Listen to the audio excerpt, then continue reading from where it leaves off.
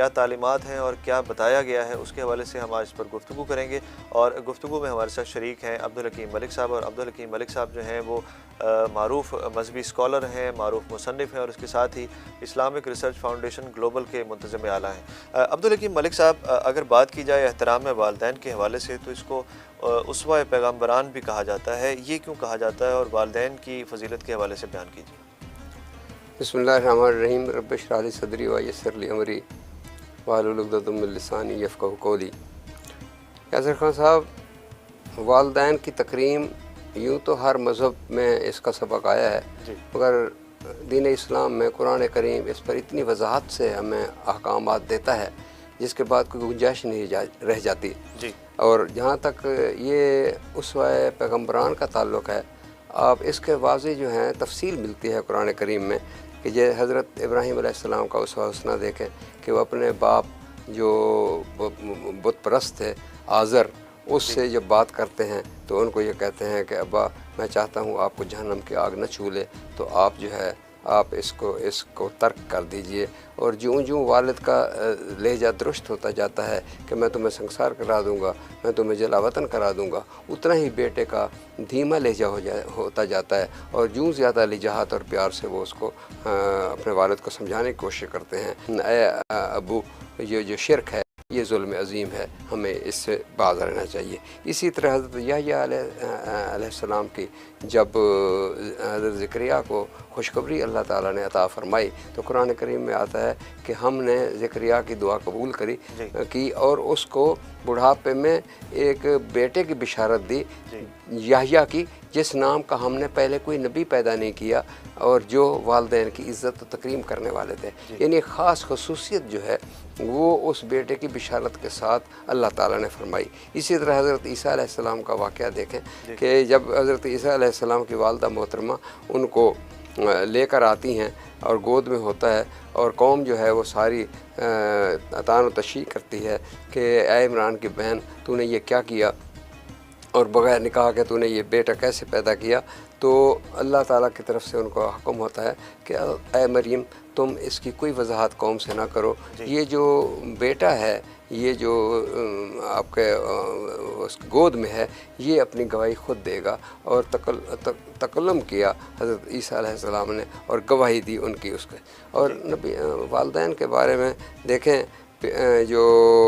یعنی حضرت یعقوب کا واقعہ ہے کہ دیکھیں ان کی اللہ تعالیٰ نے بیٹے کی جدائی میں جو بینائی چلی گئی، مگر جب کرتا آیا واپس تو والدین کی محبت کا ایثار کا یہ بڑا عجیب واقعہ ہے کہ ان کو خوشبو بھی پہلے آ گئی اور ان کی بینائی بھی لوٹ آئی۔ اور جو والدین کے لیے دعا ہے، ہم جو دعا نماز میں پڑھتے ہیں، رب اجعلنی مقیم الصلاۃ ومن ذریتی ربنا وتقبل دعا ربنا اغفر لی ولوالدی وللمؤمنین یوم یقوم الحساب۔ اور پھر جو حضرت سلیمان علیہ السلام کی دعا ہے کہ رب ارحمہما کما ربیانی صغیرا، اے اللہ تو میرے والدین پر بھی ایسا رحم اور شفقت اور محبت کا معاملہ فرما جیسا جب میں ناتواں اور بچپن تھا ان نے میرے ساتھ شفقت اور مہربانی سے مجھے پالا اور پوسا۔ اور اسی طرح دعا جو ہے قرآن کریم میں حضرت سلیمان علیہ السلام کی ملتی ہے۔ تو قرآن کریم میں کی 7 آیات مبارکہ میں سورت مبارکہ میں یعنی الانعام میں، احقاف میں، بنی اسرائیل میں، سورت لقمان میں، سورت البقرہ میں، سورت ابراہیم میں اور سورت طور میں جو واضح احکامات ملتے ہیں وہ والدین کی تکریم اور احترام کے بارے میں ہمیں وضاحت سے حکم دیتے ہیں۔ قرآن کریم میں والدین سے سلوک کے حوالے سے کیا احکامات ہیں؟ اس کے سب سے تو یعنی ایک خوبصورت حوالہ قرآن کریم کا ہے سورت الانعام کی 151 نمبر آیت۔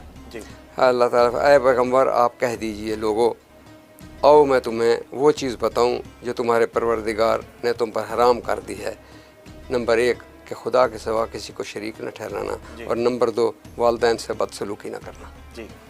اللہ اکبر۔ آپ دیکھیں کہ شرک کے بعد جو سب سے پہلے جو حرام قرار دی ہے وہ والدین سے بدسلوکی کی ہے، یہ جو میں نے آیت کا حوالہ دیا ہے، اور پھر سورۃ احقاف کی آیت نمبر 15 تو اس پر بہت تفصیل سے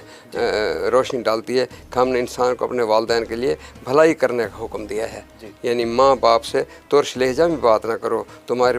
پروردگار نے ارشاد فرمایا ہے کہ اس کے سوا کوئی کسی کی عبادت لائق نہ سمجھو، ماں باپ کے ساتھ بھلائی کرتے رہو، اور جب وہ بڑھاپے کی عمر کو پہنچ جائیں تو ان کو اف تک نہ کہو، ان کو کبھی جھڑکنا نہ، اور کبھی ان سے بے ادبی نہ کرنا۔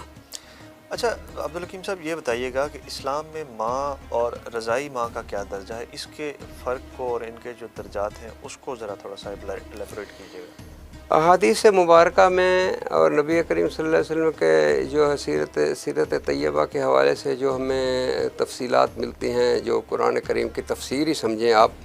کیونکہ آپ قرآن مجسم تھے نبی کریم صلی اللہ علیہ وسلم کی ذات، تو اس میں آپ نے والدین میں سے بھی والدہ کا جو ہے نا تکریم، اس کا درجہ بدرجہ اتم بتایا ہے، اور اس کا قرآن شریف میں ملتا ہے کہ وہ تکلیف کے ساتھ آپ کو پیٹ میں اتنے مہینے رکھتی ہے، اور اس کے بعد جو ہے زچگی کی تکلیف گزارنے کے بعد آپ کو 2.25 سال دودھ پلاتی ہے، اور جب آپ بالکل ناتواں ہوتے ہیں تو آپ کو کس قدر وہ سنبھالتی ہے۔ اس کے درجے کے لیے نبی کریم صلی اللہ علیہ وسلم سے کسی نے جو سوال پوچھا گیا تو آپ نے فرمایا کہ آپ نے 2 مرتبہ فرمایا کہ آپ کی محبت اور اکرام اور تکریم کے لحاظ سے آپ کا سب سے پہلے آپ کا حق جو ہے آپ کی ماں کا ہے، پھر سوال ہوا تو آپ نے فرمایا آپ کی ماں کا ہے، اور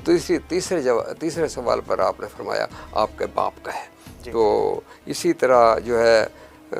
والدین کے بارے میں ہے کہ آپ جیسے مرغی اپنے پروں کے نیچے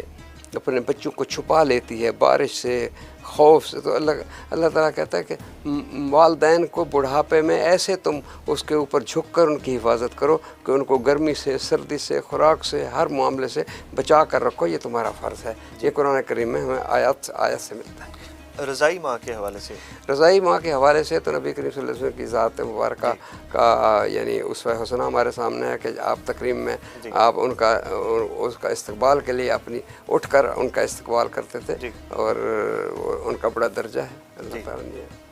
اچھا، اس کے ساتھ ہی اگر بات کی جائے والدین کے احترام کے حوالے سے، تو قرآن کریم کے حوالے سے آپ نے بتایا، احادیث مبارکہ میں احترام والدین کے حوالے سے کیا پیغام ملتا ہے اور کیا احکامات ہیں؟ احادیث مبارکہ میں بہت زیادہ تفصیل سے اس کی ہمیں ملتی ہے کہ جن کا مفہوم ہے احادیث مبارکہ کا، کیونکہ میں شاید میں بیان نہ کر سکوں، تو میں اس کا یعنی میننگ آف دا ٹرانسلیشن جو ہے وہ میں عرض کرتا ہوں کہ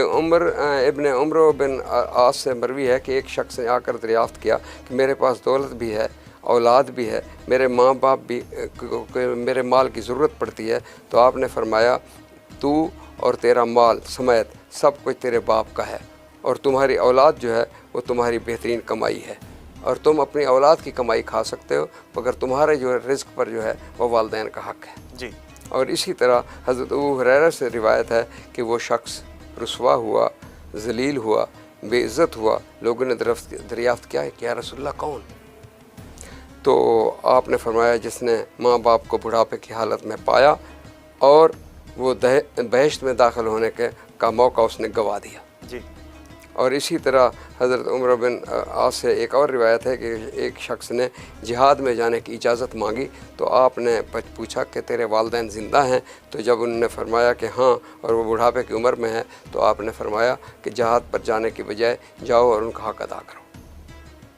تو اس سے ہمیں واضح ملتا ہے۔ حضرت ابو ہریرہ سے بھی روایت میں نے پہلے عرض کی ہے کہ ایک شخص نے پوچھا تمہاری ماں کہ کس کا زیادہ حق ہے؟ تو آپ نے فرمایا تمہاری ماں، دوسری دفعہ فرمایا تمہاری ماں، اور تیسری دفعہ فرمایا تمہارا باپ۔ بہت شکریہ عبدالحکیم ملک صاحب۔ انجینئر عبدالحکیم ملک صاحب ہمارے ساتھ موجود تھے، اور انہوں نے جو ہے وہ والدین کے فضیلت اور والدین کے احترام کے حوالے سے دین اسلام کی روشنی میں اس کے اوپر بات کی اور بڑی خوبصورت گفتگو کی۔ آج کے پروگرام میں ہم نے احترام والدین اور والدین کی فضیلت کے حوالے سے گفتگو کی۔ کل آپ کی خدمت میں ایک نئے پروگرام اور ایک نئے عنوان کے ساتھ حاضر ہوں گے، تب تک کے لیے ہمیں اجازت دیجیے۔ اللہ حافظ۔